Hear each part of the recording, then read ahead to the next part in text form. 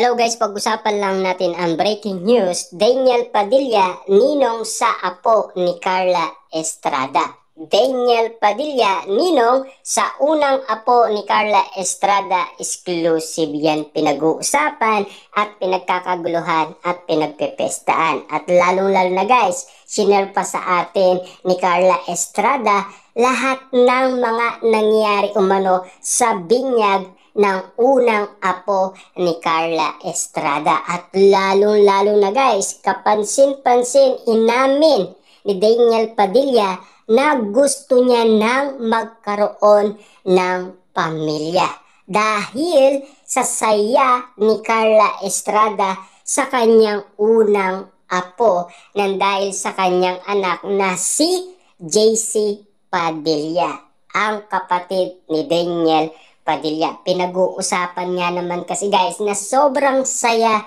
ni Daniel Padilla kapag nakikita niya ang kanyang pamangkin. Na alam naman natin guys, gusto niya na rin magkaroon ng buong pamilyang masaya tulad ng nakikita niya sa kanyang kapatid. Kaya nga naman guys, inggit na inggit umano si Daniel Padilla. Ayon umano guys sa balibalita, ibinahagi ni Carla Estrada ang ilang video at larawan sa kaganapan ng binyag ng kanyang first ever apo na si Baby Claudio.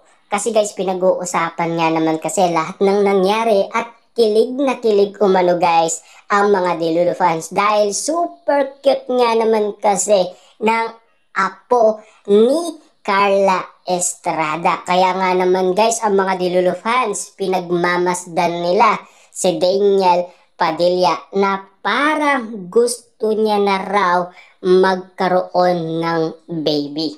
Kaya nga naman guys, si Daniel Padilla, noong ganyan pagkakataon, kaya nga naman guys, umaakbang si Daniel Padilla.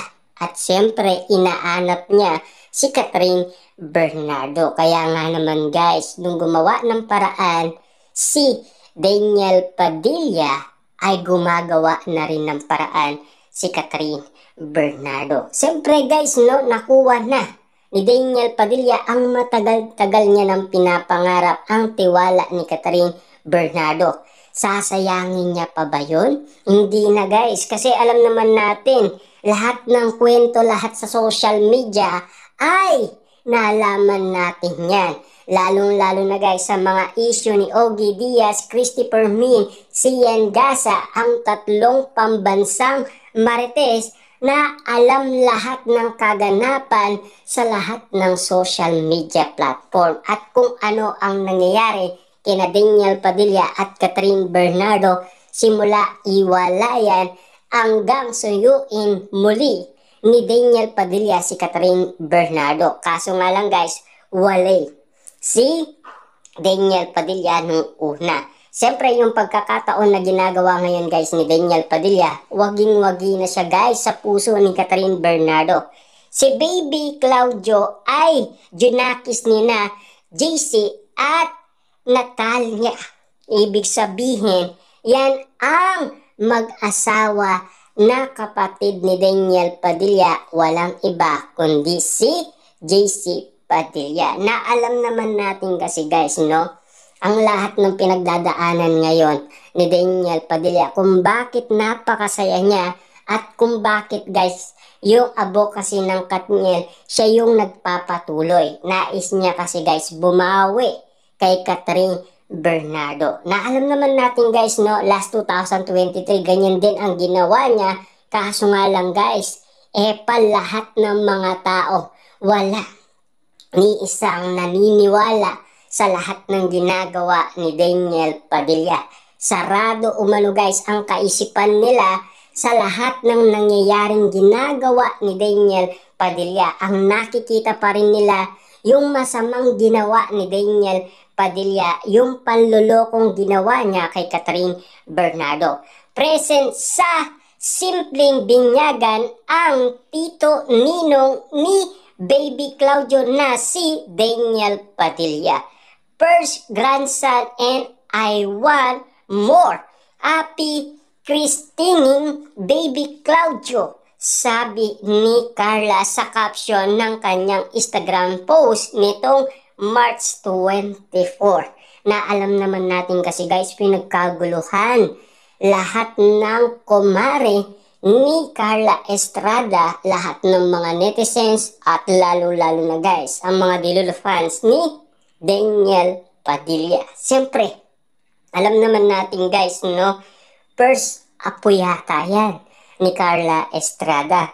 Kaya nga naman kasi guys, no? Kahit simple lang, at least, kitang-kita naman natin guys, happy si Carla Estrada at ang kanyang anak na si JC Padilla at lalong-lalo na guys, si Daniel Padilla. Ninong na, tito pa. Iyan kasi guys ang mga kumakalat ngayon sa social media na pinag-uusapan, na exclusive nga naman kasi guys pinag-uusapan at pinagpepestaan ng mga netizens, mga Dilolo fans, mga sausawerang kapitbahay. Siyempre guys, lahat ng kaganapan ni Daniel Padilla ngayon na nangyayari sa kanya, kailangan din natin guys alamin kung ano na nga ba talaga ang tunay na nangyayari kay Daniel Padilla. Kung bakit sobrang saya niya at bakit siya kumilos noon.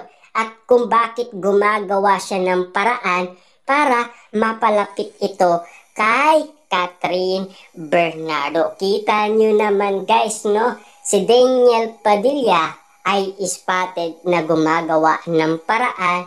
After nga naman kasi guys, nalaman ni Daniel Padilla na nag-away umano si Catherine Bernardo at ang kanyang pamilya, naglaylo muna siya. Diba? Hindi siya sumasabay sa init ng agos ng pamilyang Bernardo at si Catherine Bernardo. Nanahimik muna siya. Sino ang gumagawa ng paraan? Si Catherine Bernardo.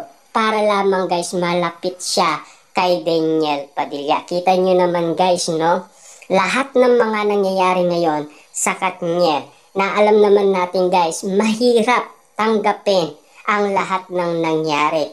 Pero mahal pa rin nila guys ang isa't isa kung bakit sila nagpaparamdam ngayon at kung bakit guys suot na suot nila ang kanilang mga regalo sa isa't isa. Kaya nga naman guys, hindi makapaniwala ang mga Dilolo fans.